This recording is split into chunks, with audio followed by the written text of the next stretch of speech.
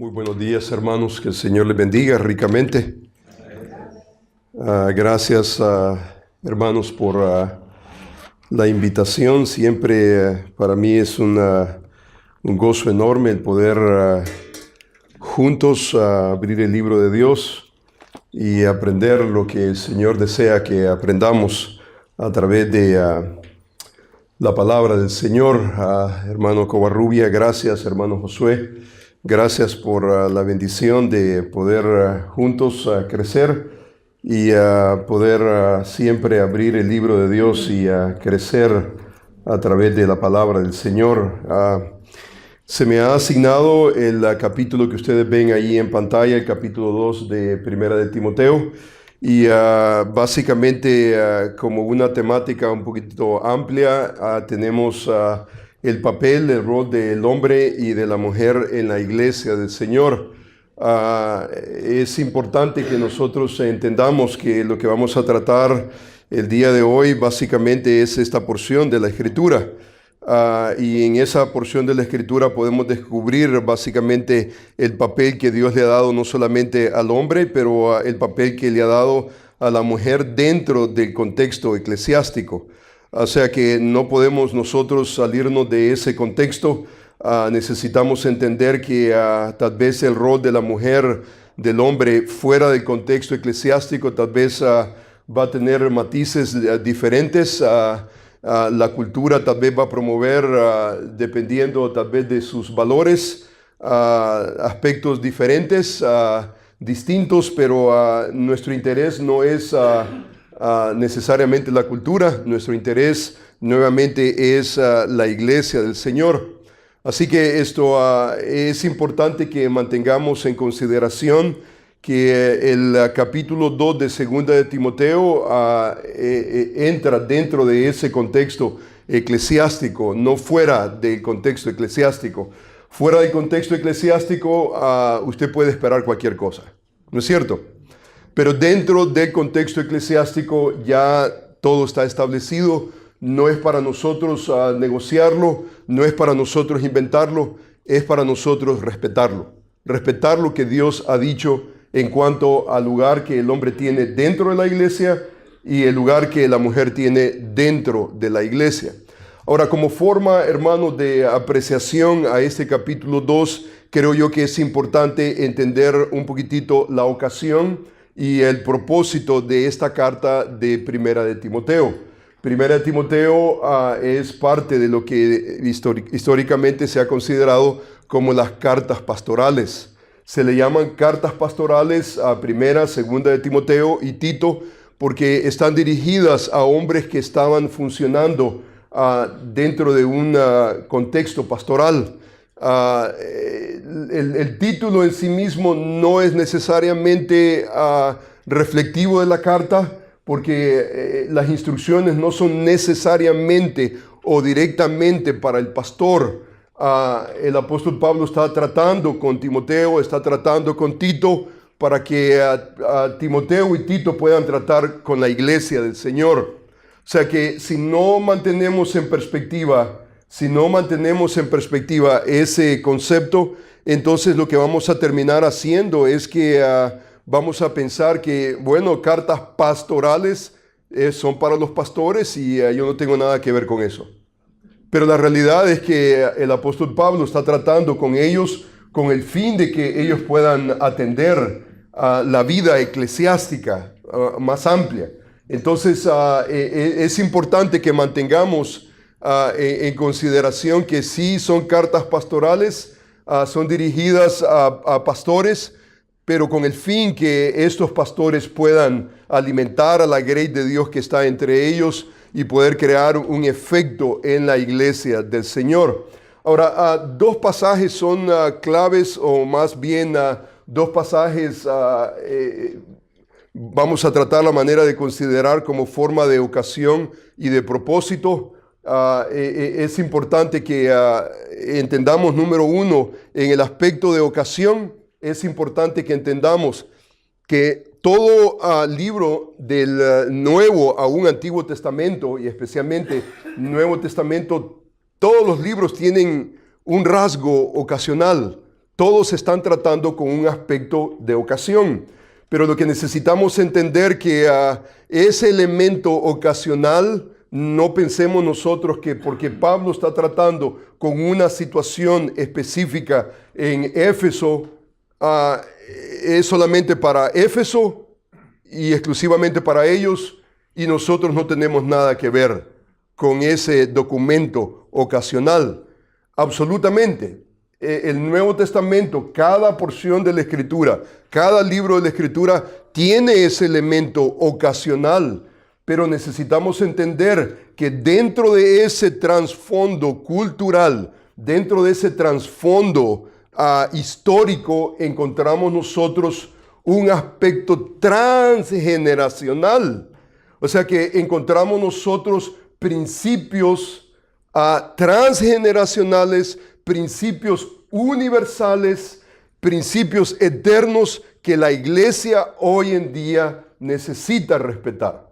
O sea que esto no es solamente para antaño, esto no es solamente un elemento histórico allá en el pasado, y todo lo que nosotros hacemos es regresar a un libro antiguo y entonces pensar y reflexionar en historia. No, esta es historia redentora, que tiene un elemento no solamente descriptivo, pero tiene un elemento prescriptivo. O sea que lo que vamos a tratar no es solamente, ¿me entiende? Vamos a ir a la historia, vamos a ir al pasado y entonces vamos a tratarlo como cualquier tipo de historia. Es un tipo de historia que tiene una fuerza querigmática, tiene una fuerza en la cual usted y yo necesitamos hacer algo. No podemos quedarnos solamente pensando. Usted y yo necesitamos actuar y necesitamos nosotros conformarnos no solamente a las descripciones, pero a las prescripciones que encontramos en la palabra del Señor, especialmente en esta porción de la Escritura. Ahora, hermanos, por asunto de tiempo no podemos, el capítulo 2 lo medí y son básicamente 10 horas de enseñanza. Ahora yo tengo solamente 2 horas, así que vamos a tratar la manera de condensar todo lo que podamos para meterlo en 2 horas, y entonces van a haber 2 porciones. El versículo 1 al versículo 8, la concentración son los hombres, versículo 9 al final, versículo 15 son las mujeres. Entonces aquí la pregunta es, ¿qué es lo que el Señor a través del apóstol Pablo, Timoteo, qué es lo que Dios le está diciendo al hombre, a la mujer dentro del contexto iglesia? Entonces hay 2 pasajes que tienen que ver con propósito. Ese propósito es importante que nosotros lo entendamos. El primer pasaje usted lo encuentra en el capítulo 3, en el versículo 14. El versículo 15, el apóstol Pablo le dice a Timoteo de la siguiente manera: esto te escribo, aunque tengo la esperanza de ir pronto a verte, para que si tardo sepas cómo debes conducirte en la casa de Dios, que es la iglesia del Dios viviente, columna y baluarte de la verdad. Mire qué interesante, este pasaje básicamente nos pone toda la carta en una perspectiva apropiada. Si usted observa, por ejemplo, el apóstol Pablo comienza el versículo utilizando un pronombre: esto te escribo. Ahora, necesitamos entender qué es esto. Ahora, yo creo que esto nos remonta al capítulo 2 específicamente.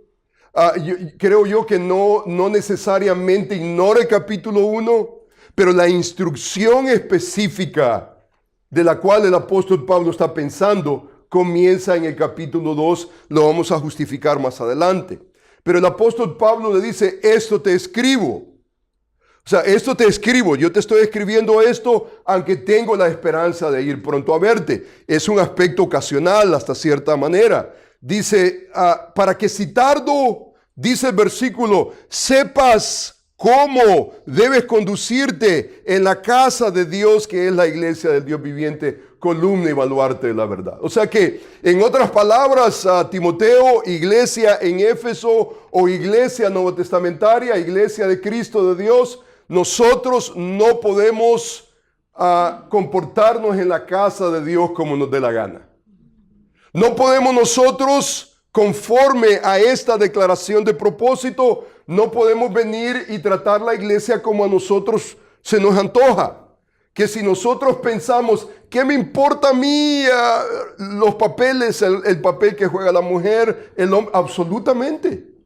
Eso no es para nosotros negociarlo. Usted y yo lo único que tenemos por hacer es conformarnos a lo que Dios ha establecido. Para el apóstol Pablo, esto no es de negociar. Esto te escribo, esto que vamos a observar en unos momentos, te escribo. Tengo la esperanza de ir pronto a verte. Pero por si en caso tardo, yo quiero que tú sepas cómo debes conducirte. Ahora, usted se da cuenta que el versículo habla de una combinación de saber, pero saber cómo debes conducirte en la casa de Dios. O sea que esto no es solamente un asunto de un ejercicio mental. Esto no es solamente algo intelectual. Es cierto que va a apelar a nuestra mente. Yo necesito entender lo que el apóstol Pablo está diciendo en el capítulo 2, en el versículo 1, en el versículo 15. Yo necesito entenderlo, pero usted y yo necesitamos entender que ese conocimiento es instrumental. Es para que nosotros sepamos cómo debemos de conducirnos en la casa de Dios. Usted se da cuenta que esta es la casa de Dios. La casa de Dios es la iglesia del Dios viviente. La casa le llama la casa de Dios. La palabra casa es muy interesante porque conlleva esa palabra oikos, conlleva la idea de familia. La iglesia del Dios viviente es como una familia. No es la corporación, no es el concepto corporation en el mundo. La iglesia no es eso. La iglesia es la casa de Dios. Y en la casa de Dios, todos somos hermanos. Todos somos hermanos. No somos profesionales. Ahora, muchas veces a nosotros se nos olvida lo que la iglesia de Dios es. La iglesia de Dios se nos está definiendo en una manera muy concisa. La casa de Dios es la casa de... No es tu casa, es la casa de Dios. Ahora, en mi casa yo puedo hacer lo que me dé la gana. Por ejemplo, yo invito a hermanos a mi casa y mi esposa sabe que yo tengo un asiento y en ese asiento no se sienta nadie. Porque en mi casa, yo le aseguro que usted hace en su casa lo que le dé la gana, ¿no es cierto? En mi casa yo hago lo que me dé la gana. Y yo tengo un asiento. Cuando comemos, hay hermanos que yo invito que ya saben que en ese asiento no se siente. Ese es el asiento del pastor. Y si usted se sienta ahí, guess what? ¿Qué cree que va a pasar? O lo mueven de ahí. Y si no lo mueven, yo lo muevo. Y si usted no quiere moverse, entonces ¿qué va a pasar? Ahí está la puerta. Usted no puede hacer en mi casa lo que le dé la gana. Es mi casa. La realidad es que esta es la casa de Dios. En la casa de Dios, usted no puede pensar y decir, ¿qué me importa a mí? Absolutamente. Esta es la casa de Dios. Y en la casa de Dios necesitamos nosotros someternos a las regulaciones que Dios ha establecido. Esto no es invento nuestro. Esto no es un asunto que lo vamos a debatir, lo vamos a negociar. Bueno, vamos a votar democracia de toda... No, absolutamente. Lo que Dios ha establecido, lo ha establecido. Y le llama a la iglesia de Dios la casa de Dios, porque la realidad es que en la casa de Dios necesitamos nosotros crear un ambiente, y es un ambiente de hermanos, donde todos y cada uno de nosotros nos respetamos como hermanos. Algunos hermanos son más creciditos que otros, y entonces a los que van creciendo y van madurando, el Señor no solamente le llama hermanos, pero le llama líderes, sea ancianos, o sean diáconos, ¿verdad? Pero siguen siendo hermanos. Al final del día, con todo y el título oficial que pudiera tener, a nosotros no se nos puede olvidar de que somos nosotros hermanos. Este es un concepto increíblemente importante, no tenemos tiempo para desarrollarlo, pero es increíble que nosotros pensemos en las categorías que el apóstol Pablo está pensando. Define la iglesia del Dios viviente. Usted se da cuenta que la idea, la iglesia del Dios viviente, suficiente hubiera sido si Pablo hubiera dicho la iglesia de Dios, ya está, pero la iglesia del Dios viviente. La iglesia del Dios viviente es un concepto del Antiguo Testamento que tiene que ver con la realidad de que Él está ahí y Él nos va a juzgar. Él va a tratar con nosotros. A Dios no podemos burlar. Todo lo que el hombre sembrare, eso cosechará. Podemos burlar al pastor y podemos burlar a los ancianos y podemos burlar a los diáconos y burlar a la iglesia entera. Pero a Dios no vamos a burlarlo, porque Él es el Dios viviente que está allí presente, y entonces Él no solamente ve nuestra manera de actuar y de funcionar y de conducirnos, pero Él nos ve de adentro hacia afuera. Desde nuestros motivos, actitudes, las acciones, porque Él es el Dios viviente. Él está ahí. Y no podemos nosotros burlarlo. Y usted se da cuenta que dice la Escritura que la iglesia, la casa de Dios, iglesia del Dios viviente, y describe a la iglesia como columna, baluarte de la verdad, de la verdad. La iglesia, eso es lo que es. La iglesia es columna, baluarte de la verdad. Este pasaje de la Escritura es contundente para que nosotros entendamos cada porción de la carta completa. Porque cuando entendemos lo que la iglesia es, número uno, es una familia. Hay un ambiente. No somos profesionales. Somos hermanos en Cristo. La sangre de Cristo nos une. No importa la cultura que usted venga, no importa el país que venga, no importa la lengua que usted hable. Somos hermanos en Cristo por la misericordia de Dios en Cristo Jesús. Él nos compró, dice, con su propia sangre. Y Él hace de nosotros no solamente el milagro de la salvación, pero usted se da cuenta que el segundo milagro increíble que Él hace es que nos une a una iglesia. Y entonces somos la iglesia, la casa de Dios. Y entonces el propósito de Dios no es solamente salvarlo.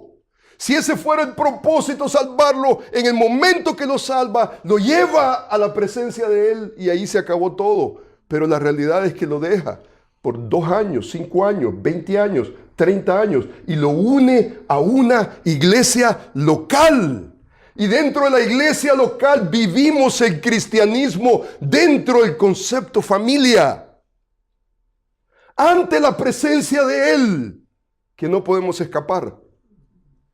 Entendiendo que la iglesia de Dios es columna y baluarte de la verdad. No hay absolutamente ninguna otra institución en nuestra sociedad encargada de la verdad de Dios, solamente la iglesia del Señor. Si la iglesia del Señor suelta la verdad, no hay esperanza para la sociedad. No es el seminario ni siquiera. Creemos nosotros en el seminario, creemos en el instituto. Algunos de nosotros estamos involucrados porque sabemos la importancia de educar en una manera sistematizada a la siguiente generación. Creemos, pero usted se da cuenta que aún el seminario nace como un resultado que la iglesia es. Porque la iglesia es, el seminario existe. Pero si la iglesia no es, ni el seminario ni nada más. No hay absolutamente ninguna otra institución interesada en mantener, no solamente entender la verdad de Dios, vivir la verdad de Dios, proclamar la verdad de Dios. No hay ninguna otra institución. Piense usted, la universidad, absolutamente. El hospital, absolutamente. Usted se da cuenta que hay seminarios que han comenzado bien. ¿En dónde están? Absolutamente. La Corte Suprema de Justicia, una identidad que supuestamente tiene que defender la justicia. ¿Interesados en la verdad? Absolutamente. La iglesia, por definición, es columna, baluarte de la verdad. Eso es lo que es la iglesia. Y solamente cuando entendemos esa realidad es que las partecitas que vienen a través de toda la carta tienen completo sentido. Porque aquí encontramos nosotros otra declaración importante. Y la declaración viene en el capítulo 1 cuando dice, como te rogué que te quedases, dice en Éfeso. Dice, cuando fui a Macedonia. Y mire lo que dice el versículo. Gina, ¿para qué mandases a algunos que no enseñen diferente doctrina? Dice la Escritura, para que mandases a algunos. O sea, mira, yo te dejé en Éfeso con un propósito específico. Y un propósito específico. Y tú te das cuenta que el elemento defensivo está ahí, de por medio, para que mandases a algunos que no enseñen diferente doctrina, ni presten atención a fábulas y genealogías interminables que acarrean disputas, dice, más bien que edificación de Dios, que es por la fe, así te encargo ahora. Pues el propósito de este mandamiento, ve usted el propósito de este mandamiento que tiene que ver con toda la carta. Él no está pensando en un mandamiento, sino la carta completa tiene que ver con el mandamiento de Dios, la manera en cómo debemos de conducirnos en la casa de Dios. El propósito de este mandamiento es ¿qué cosa? El amor. Es el amor. Usted se da cuenta que el propósito de la instrucción que nosotros vamos a obtener el día de hoy no es solamente adquirir un conocimiento intelectual y que usted piense, wow, man, ¿cuánto sé? Si usted se queda ahí, usted va a ser un peligro para la iglesia. Usted va a ser un peligro para la iglesia. Tenemos muchos de esos. No queremos uno más. Si usted se queda en eso, hay que orar al Señor. Y hay que orar al Señor para que se lo lleve pronto. Usted ha tratado con gente que el evangelio es un asunto intelectual. Es un asunto de defender intelectualmente. Para el apóstol Pablo eso no es. El propósito de este mandamiento es el amor. Y mire qué interesante, dice, es el amor nacido, es el amor que nace.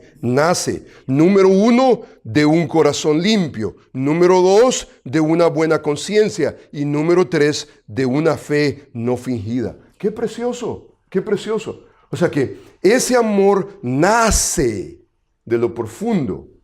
Nace de un corazón, de una conciencia, de una fe.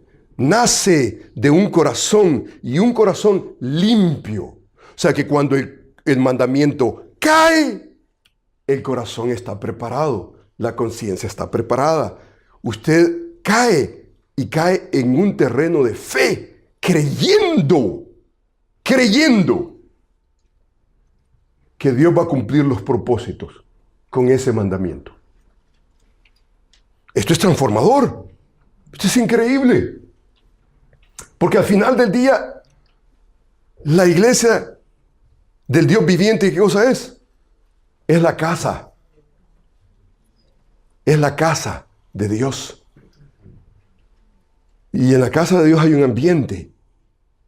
Y el ambiente es caracterizado porque los hermanos se aman de adentro hacia afuera.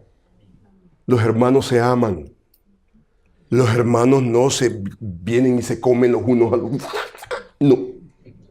Los hermanos buscan maneras de cómo amar a los hermanos. El día de ayer estábamos con unos hermanos muy lindos tratando con un pasaje. Estábamos haciendo diagrama diagrama. Y estábamos tratando un pasaje en el libro de Efesios, en el capítulo 5, versículo 1 y 2, que básicamente es un clímax en el capítulo 4 y el capítulo 5, muy precioso. Y tiene que ver precisamente con esta idea, este concepto, que el propósito del mandamiento no es crecer solamente en conocimiento. No lo es. El conocimiento envanece. El amor, ¿qué es lo que hace? Usted se da cuenta que el elemento amor hace lo que el conocimiento solo simplemente no puede hacer. Y entonces usted y yo necesitamos entender que esta instrucción que vamos a tratar en este momento, lo que vamos a tratar, regresando al capítulo 2, usted se da cuenta que este tiene un propósito. Y el propósito del mandamiento, ¿cuál es? El propósito del mandamiento es el amor nacido de un corazón limpio, una conciencia buena, una conciencia no cauterizada, no una conciencia corrupta, fe no fingida. Ese es el propósito. Dice, de las cuales cosas desviándose algunos se apartaron a vana palabrería, no a la verdad de Dios, no al mandamiento de Dios, queriendo ser doctos de la ley sin entender ni lo que hablan ni lo que afirman. O sea, eso no queremos nosotros. Esto nosotros no lo queremos. Lo que nosotros queremos es el versículo 5. Lo que andamos buscando es el versículo 5. Lo que deseamos en la iglesia del Señor es el versículo 5. Vivir el versículo 5. Que la verdad de Dios caiga en buen terreno para que dé fruto abundantemente para la gloria de Dios y para la edificación de la iglesia del Señor. Así que, hermanos, cuando nosotros vemos este elemento, que podemos desarrollarlo aún mucho más, este pasaje tiene tanta, pero tanta ramificación. Podemos ver, por ejemplo, el contexto del capítulo 20 del libro de los Hechos. La realidad, hermanos, que cuando consideramos personaje, ocasión, propósito, aquí está el apóstol Pablo, aquí está Timoteo, aquí está la iglesia, aquí hay falsos maestros, la iglesia está siendo azotada. La iglesia básicamente, internamente, conforme al libro de los Hechos, dice, y yo sé que después de mi partida entrarán hombres, aún de vosotros mismos, dice que se levantarán hombres que no perdonarán, dice, el rebaño del Señor. Le llama lobos rapaces que no perdonarán a la iglesia. Esto nosotros lo vemos como parte de la ocasión, lo que está pasando con la iglesia. Esto está ocurriendo. Pero a pesar de la amenaza que nosotros encontramos de parte de los falsos maestros, de los lobos rapaces, lo que el apóstol Pablo está tratando la manera de desarrollar no es solamente una sana doctrina, pero sanas relaciones y un sano liderazgo. Esa idea de sano no es un accidente, porque lo que está tratando la manera el apóstol Pablo de hacer es depurar. Está tratando de depurar, está tratando la manera de que la iglesia pueda entender el mandamiento, pueda entender la instrucción, porque solamente la instrucción de Dios, no las fábulas interminables, sino solamente la palabra de Dios, la instrucción de Dios es la que puede sanar nuestras almas, depurar nuestras almas, para habilitarnos para la iglesia del Señor. Entonces, si usted ve, por ejemplo, aquí tenemos nosotros, aunque está un poquitito, tal vez vamos a tratar la manera de aprovechar más esa proyección, pero usted se da cuenta que el pasaje que vamos a tratar, nuestro hermano lo leyó. Y usted se da cuenta que toda esa instrucción tiene que ver precisamente con la manera en cómo nosotros vamos a tratar la iglesia del Señor. Ahora, el día de hoy vamos a tratar, perdón, la primera parte, vamos a tratar con el versículo básicamente 1 al versículo 8. Y más adelantito vamos a entrar al versículo 9 al versículo 15. El versículo 1 al 8 le pertenece a los hombres, como vamos a observar en unos momentos, y la segunda parte le corresponde a las mujeres. Si usted se da cuenta, dice: exhorto ante todo que se hagan rogativas, oraciones, peticiones. La instrucción está allí de por medio. Pues, dice el versículo, pues quiero que los hombres oren en todo lugar. O sea que esta instrucción tiene que ver o está dirigida a los hombres.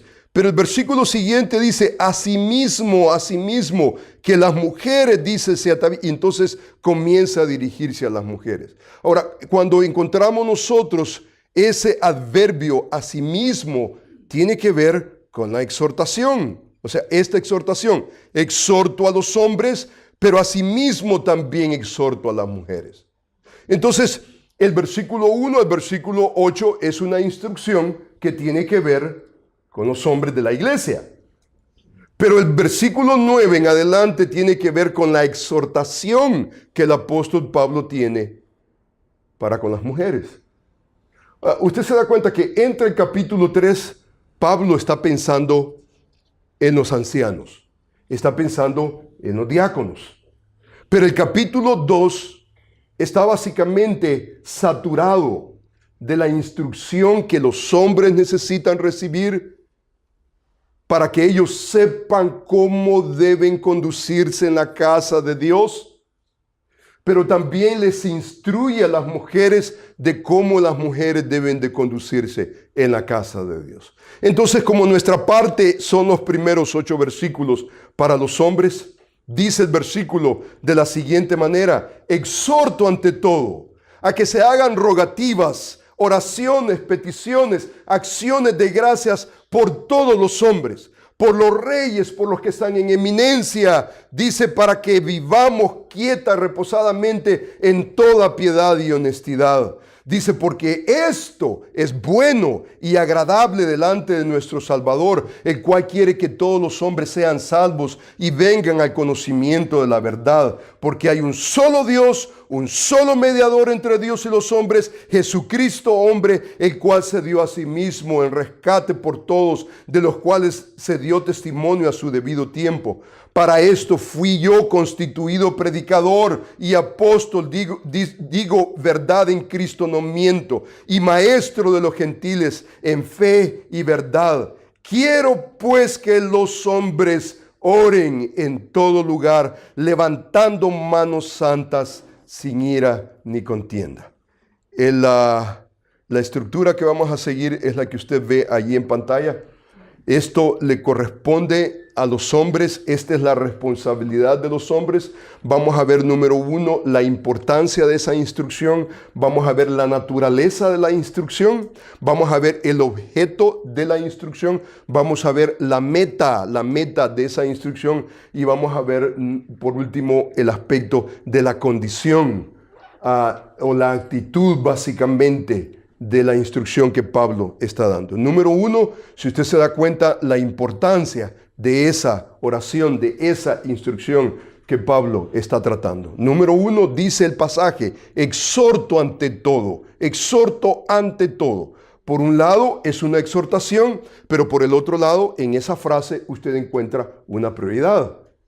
Por un lado, usted encuentra ese verbo exhortar, parakaleo. Ese verbo significa, básicamente lo que significa es urgir, animar.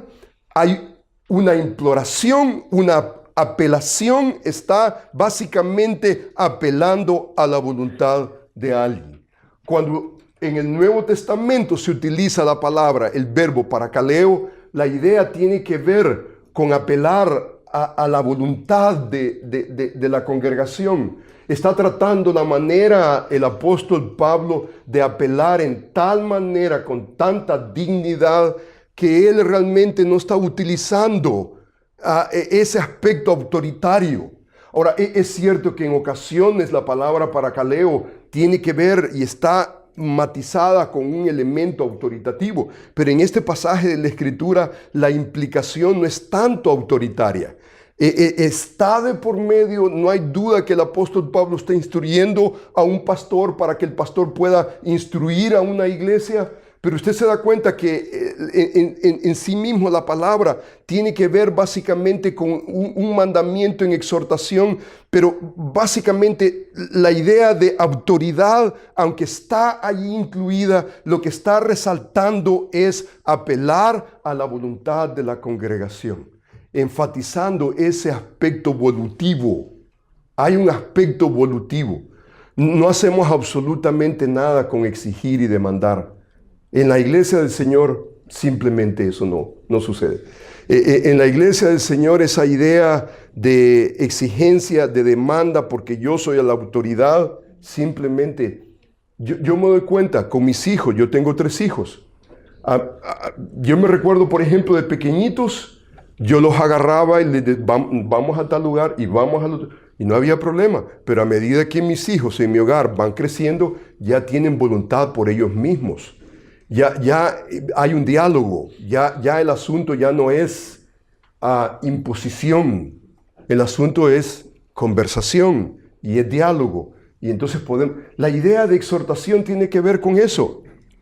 No hay duda que en la exhortación hay un elemento autoritario, no hay duda. Para muchos tratan el aspecto autoritativo tanto que desfiguran realmente la esencia del verbo mismo. El verbo tiene que ver con una apelación a la voluntad de los hermanos que están alrededor. No hacemos nada si lo hacemos todo a la fuerza. Venir a la iglesia, el pastor me dijo, no. Dar, por ejemplo, porque el pastor me dijo, no. Cuando voluntariamente hacemos las cosas, cuando entendemos la instrucción divina, la procesamos, le decimos al Señor, Señor, esto no me gusta. Pero aquí no se trata de que si me gusta o no me gusta. Esta es tu instrucción, Señor, enséñame a vivir a la manera de Dios. Enséñame a vivir a la manera tuya. Señor, esto no se trata del anciano que me está diciendo, los diáconos que me están diciendo, los líderes de la iglesia. Esto se trata de tu instrucción. Tú eres el que me estás enseñando y yo necesito cambiar. Yo necesito tener una actitud piadosa, una actitud conducente a lo que Dios ha establecido. Muy diferente a que nosotros pensemos en la mentalidad, bueno, aquí estoy porque me exigieron, porque me pidieron, porque me dijeron, porque no tengo otra opción, si no, me quitan del liderazgo. Absolutamente. ¿Cómo? Eso no es conducente. En la iglesia del Señor, eso simplemente no sirve. Entonces, aquí hay una exhortación de parte del apóstol Pablo. Y la exhortación del apóstol Pablo viene con un elemento volutivo, está apelando a la voluntad de la iglesia. Y entonces les está diciendo a la iglesia, si usted se da cuenta, exhorto ante todo. Ahora usted se da cuenta que esa frase ante todo es una frase que tiene que ver no solamente con un sentido de serie, no es solamente serie, sino tiene que ver con un elemento de importancia, de urgencia, de significado. Hay una significación de por medio. Dice básicamente, Knight describe la palabra protón, que es lo que es. Esa palabra básicamente tiene que ver con una secuencia. Entre la secuencia es la primera. Y entonces él dice que puede referirse ya sea el primero en una secuencia o en importancia. Nosotros probablemente, dice, deberíamos de entender la palabra en un sentido de secuencia aquí, pero con el calificador que lo que es puesto en primer lugar en una secuencia, pueda que sea que haya sido puesto porque es considerado como un elemento importante en toda la secuencia que viene. O sea que encontramos nosotros, sí, es en primer lugar, pero es en primer lugar porque tiene una importancia enorme en la iglesia del Señor. Y entonces esta exhortación no solamente está apelando a la voluntad, pero tiene un elemento de importancia. La iglesia de Dios no ora porque se espera que debe de orar. Es porque tengo que hacerlo. Es una exhortación que apela y es una exhortación básicamente que tiene que ver con una importancia entre muchas otras cosas que debemos de tratar. Esta es la primera. Y no debemos de perderlo de vista. Antes de pensar en el ministerio y antes de pensar en lo que Dios tiene que decir a la mujer, como forma de importancia, Dios quiere tratar con los hombres. ¿Algún amén? Amén. Bueno, okay. Gloria a Dios. Usted está mejor. Usted se da cuenta, lo primero que el Señor quiere tratar es con los hombres. Y esto tiene un peso tremendo porque en la economía de Dios, nosotros como hombres, nosotros tenemos una responsabilidad y un privilegio. Nosotros somos la cabeza. Nosotros, Dios nos ve en su economía como los líderes del hogar, en la iglesia. Y entonces, si Él va a tratar algo, va a comenzar tratando ¿con quién? Con nosotros como hombres. Y entonces, si usted se da cuenta, aquí encontramos no solamente una exhortación evolutiva, pero importante. En la serie es importante. Entre muchas otras cosas que Él tiene que tratar, esto es lo primero y tiene una importancia que nosotros no podemos evadir. Tenemos que ver el peso. El Señor está tratando primeramente con nosotros.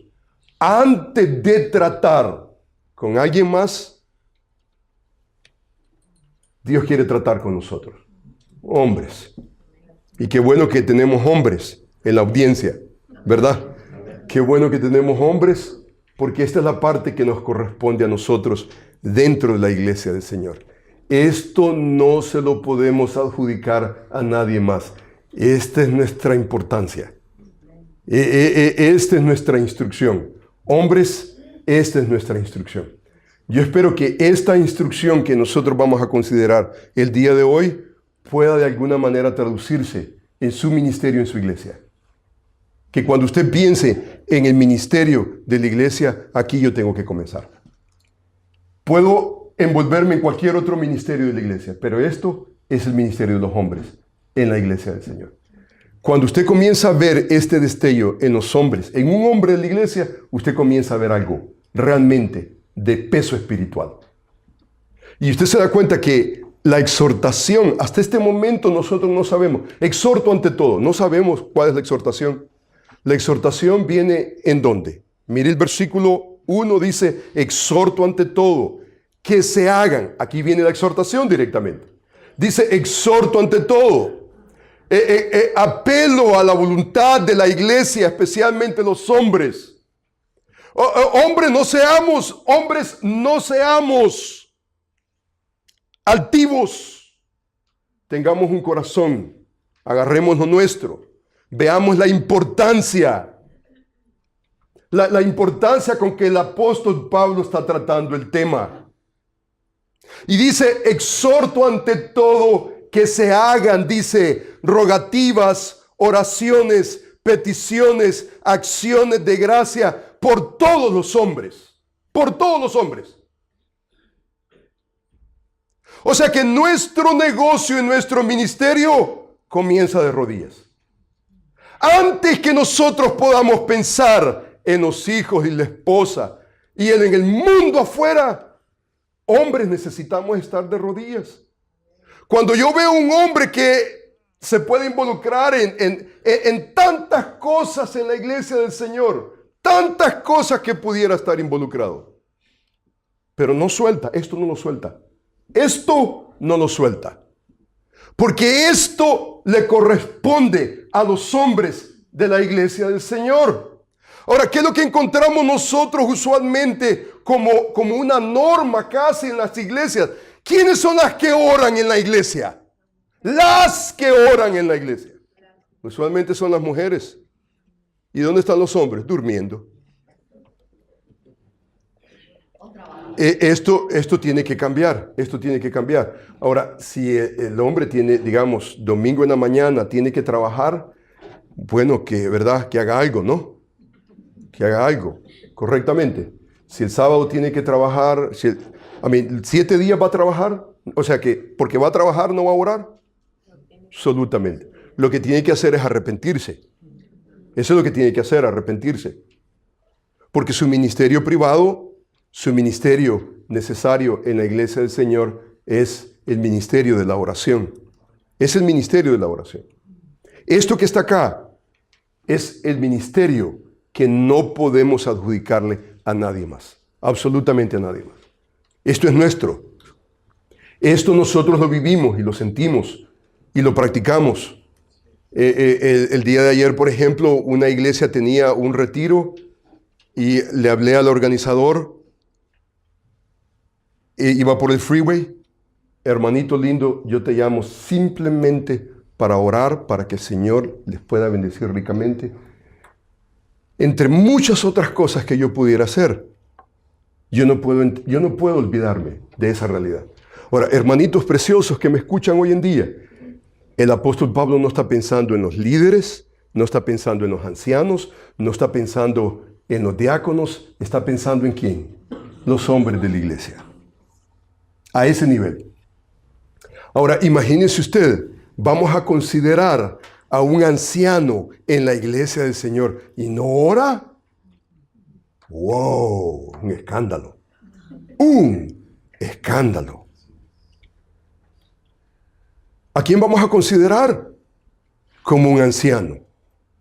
En el liderazgo de la iglesia. Hace todo. Patas arriba, todo. Hace y deshace. Pero no ora. Usted no lo quiere alrededor. No lo quiere alrededor. Ahora nosotros apreciamos hermanos que hacen y deshacen. Pero nosotros necesitamos tomar en serio la instrucción del apóstol Pablo. Cuando usted considera este versículo de la Escritura y ve a los grandes hombres que discurren en este pasaje bíblico, algunos básicamente, buenos comentaristas, básicamente empaquetan todo ese versículo bíblico y entonces lo único que le dicen al lector es, esta es la vida de oración en una iglesia, iniciado por los hombres de la iglesia. La vida de oración. En otras palabras, lo que ellos dicen, rogativas, oraciones, peticiones, acciones, esas 4 elementos básicamente los registran como sinónimos de la vida de oración. Ahora, en un sentido es la vida de oración que los hombres deben de ocuparse. Pero yo creo que cada uno de esos sinónimos tiene un matiz, tiene un elemento que resalta. Y entonces vamos a tratar la manera de ver esa naturaleza de la oración con esos sinónimos. Es cierto que es la vida de oración del hombre de Dios, el hombre en la iglesia del Señor. Pero, ¿qué es lo que el apóstol Pablo está pensando con cada una de esas palabras que yo creo que, aunque son sinónimas cada una de ellas, entre sí están resaltando el ministerio de oración de los hombres en la iglesia? Hay de por medio textura, matiz que resalta de una de otra manera. Entonces, esas rogativas, oraciones, peticiones, acciones de gracias. Rápidamente, usted se da cuenta, por ejemplo, la palabra primera, rogativas, es una palabra muy interesante. Tiene que ver con una petición de urgencia. Se usa la palabra cuando hay una necesidad, cuando hay una urgencia. Quiero que todos los hombres oren. Dice, rogativas. Rogativas tiene que ver con esa urgencia. El sustantivo se deriva de ese verbo deomai y ese verbo significa implorar, rogar, suplicar, basado en una necesidad urgente. Ahora, hermanos, solamente eso. En su vida de oración, de alguna manera tiene que haber una urgencia, ¿no es cierto? Porque hay una necesidad de por medio. Hay una necesidad Dice la Escritura que se hagan rogativas. ¿Por quién? Por todos los hombres. ¿Y cuál es la necesidad de todos los hombres? No es que esté enfermo. No es que lo corrieron del trabajo. No es que las cosas no están trabajando bien en el hogar. No, la urgencia de la cual Pablo está pensando es la salvación de sus almas. Y entonces cuando nosotros oramos, no oramos casualmente. Oramos con urgencia por el alma de la gente que está a nuestro alrededor. Cuando tratamos con un inconverso, no lo tratamos en una manera casual. Evangelismo no comienza con el diálogo que yo establezco con el inconverso. ¿Comienza dónde? Con el diálogo que yo tengo con mi Dios. Porque como la repartición de las aguas, así está el corazón del rey en las manos de Jehová, donde quiera que quiera lo inclina. Entonces, si esa es la realidad, la soberanía de Dios sobre el corazón de los hombres, yo sé dónde tengo que comenzar. Y no voy a comenzar horizontalmente. Tengo que comenzar verticalmente delante de mi Dios. Pero tiene que haber esa urgencia.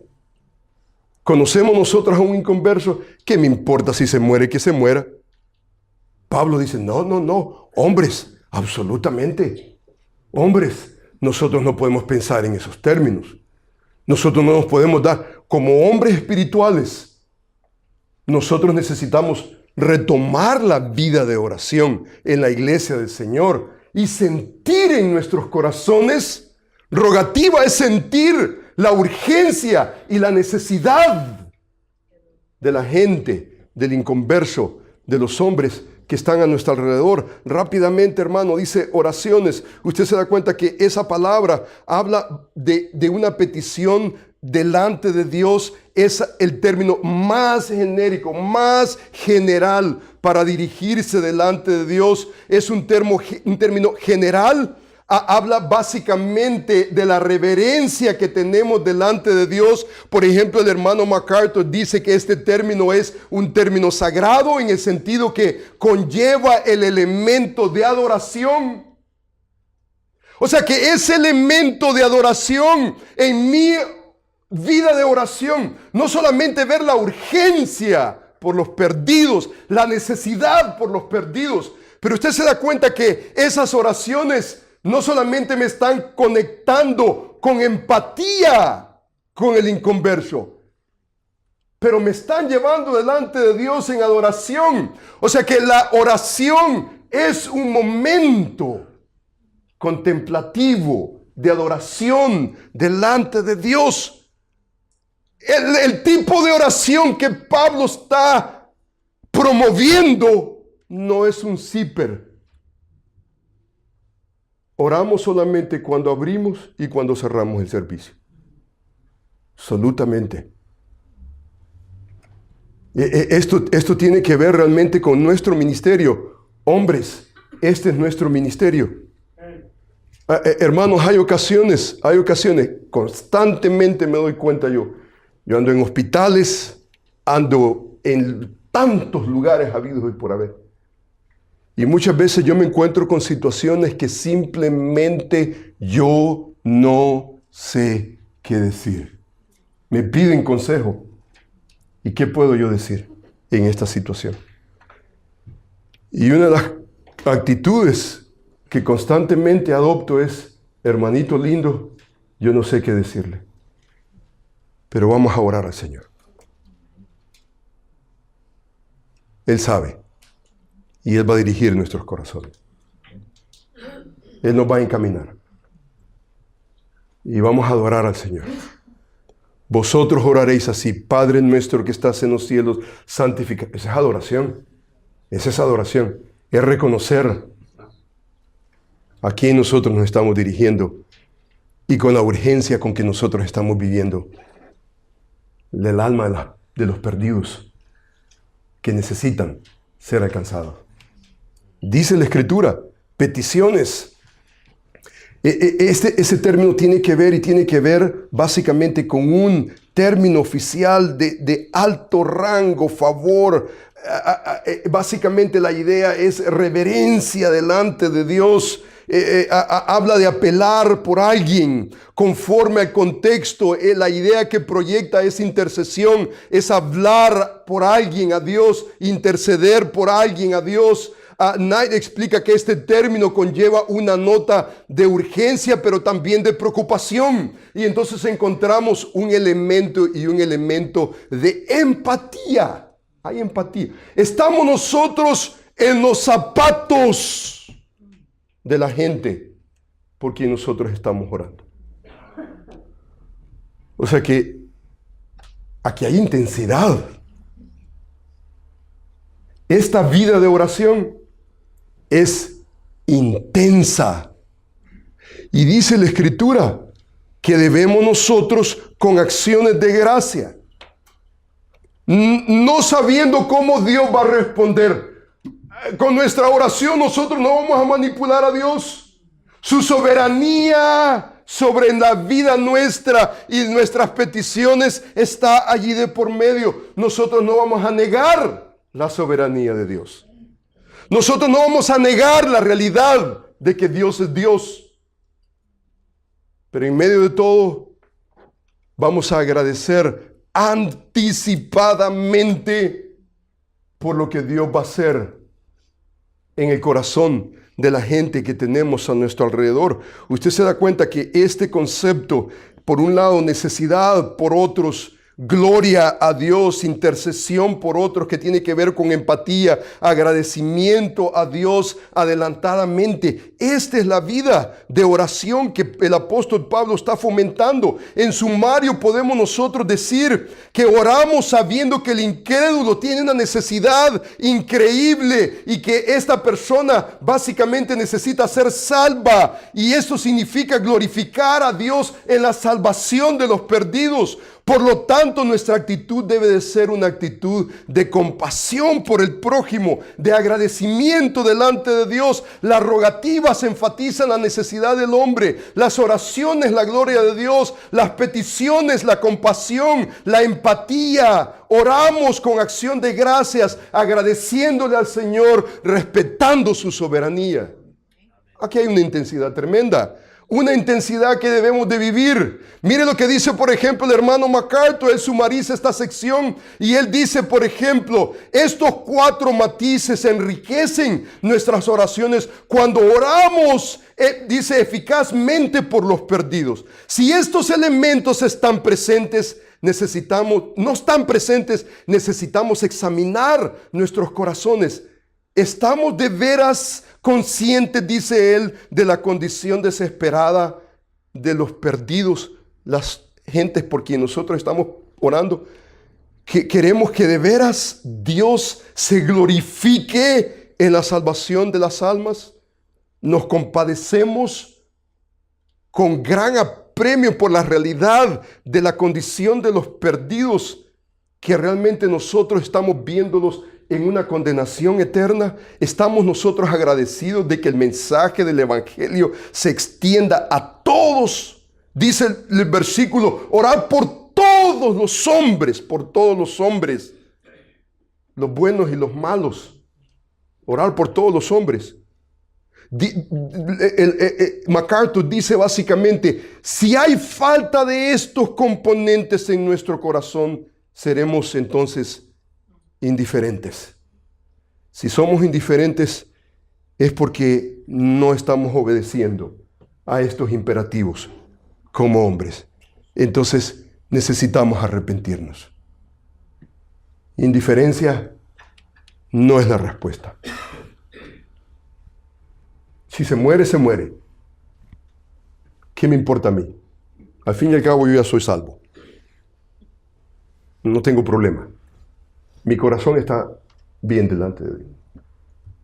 El apóstol Pablo dice, no, aquí tiene que haber una urgencia y tiene que haber una empatía, no simpatía, empatía, meterme en los zapatos del perdido, del que necesita salvación. Usted se da cuenta por qué nosotros oramos, porque reconocemos que la salvación no comienza con su diálogo, comienza delante de Dios. Delante de Dios. En oración. Allí comienza. Y no en ningún otro lugar, sino delante de Dios. Y eso necesitamos nosotros como hombres sentirlo.